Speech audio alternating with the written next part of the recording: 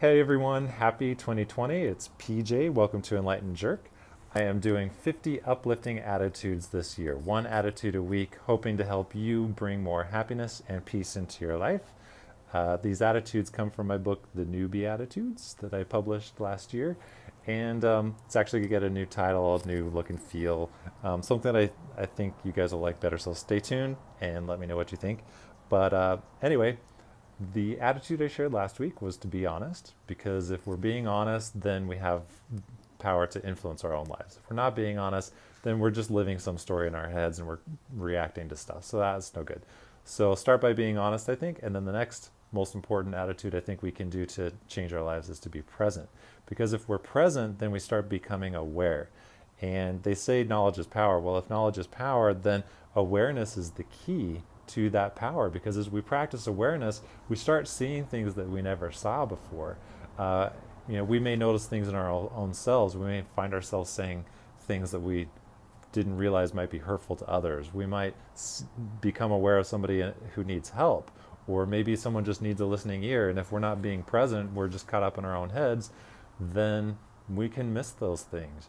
Um, Being present and aware helps us take an assessment of, am I happy? Am I mad? Am I sad? Am I excited?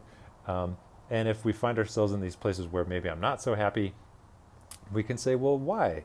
We take that stock. So as you're going through this year, hopefully you're practicing an attitude, but the most important practice you can do is to stop every hour on the hour, and just for a minute or two is all it takes to take some deep cleansing breaths, check in with yourself and say, how am I feeling? Is it the happy, sad, excited, mad?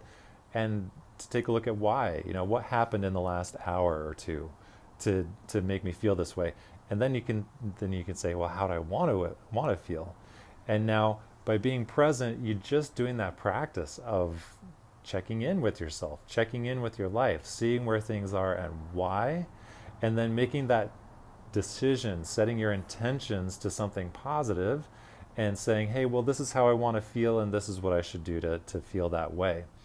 So, presence really helps us discover ourselves. Listen to your body, listen to the thoughts going through your head, listen to the words that you're saying, pay attention to the actions that you're doing, and pay attention to what happens as you do those actions. If you're not getting, a life that you really love, it very well could be you're doing things that don't lead up to a happy life. So what are the actions that are leading to unhappiness? What are the actions you can do that lead to happiness? And as you practice presence and awareness, as you check in with yourself throughout the day, every day, several times, you start gaining that presence, gaining that awareness, gaining that knowledge that will help you live the life that you truly want to live. So this week, I encourage you to practice presence. Do those check-ins, take those cleansing breaths, and just see how you're doing from moment to moment and start directing your life the way you want it to go. Here's your happiness.